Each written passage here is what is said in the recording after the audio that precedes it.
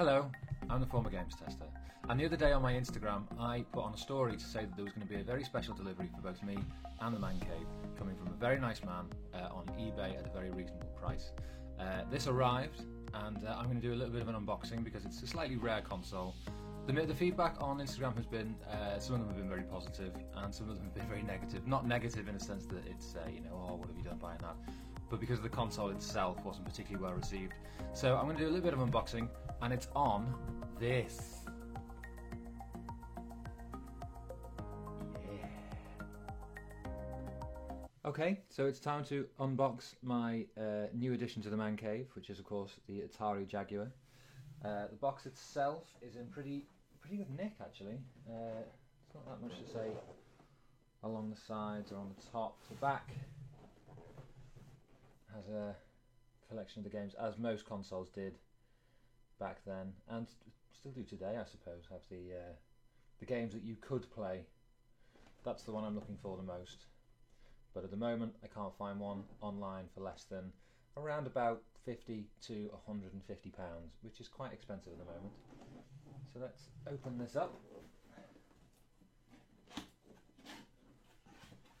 is the first time I'm doing it since I bought it. So, oh look, it's got the old cardboard in it. Oh, what? Let's just put those to one side very quickly. Original paperwork. Yes, please.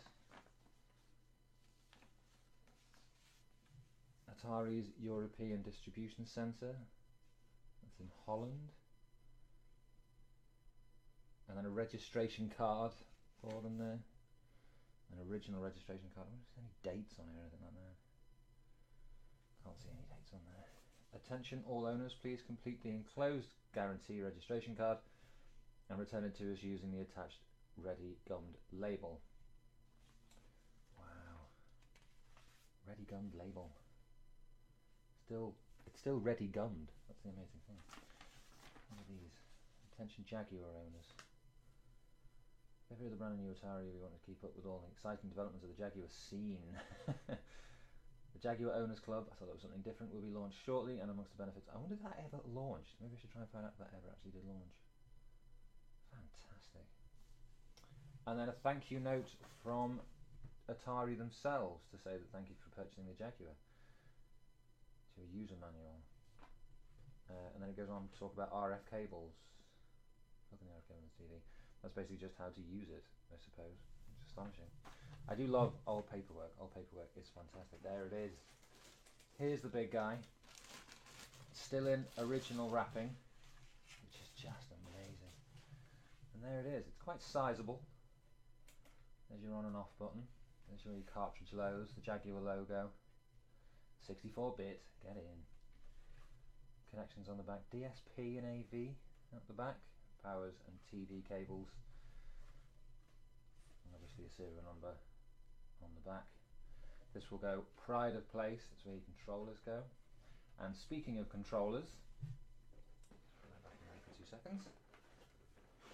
Speaking of controllers, one of the oddest controllers I've ever seen on a console. It's massive. I mean, I suppose compared to PlayStation and Xbox nowadays, it's not actually too bad, but it's such oddly shaped, I suppose. I need to work out what these do. I believe these are different presets that you can use. There are different overlays that can go on these to give you different options and things like that to go through on certain games. You pause an option and your A, B and C backwards. And a serial code on the back.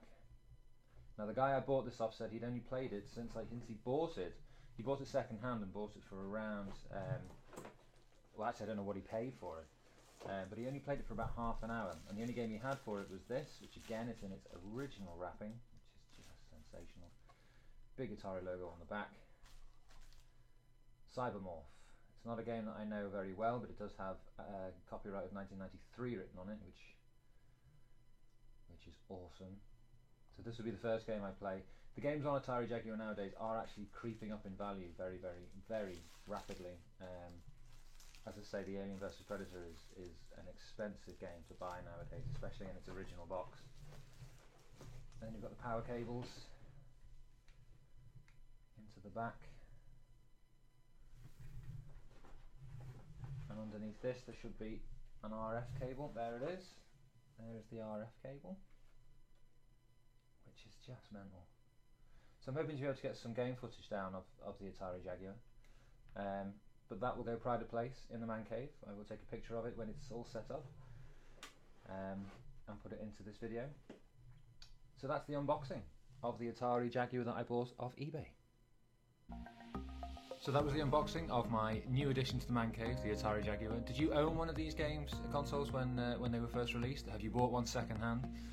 Tell me what games I should be buying, what games to avoid, and if they're affordable, then I can obviously make the plunge into that.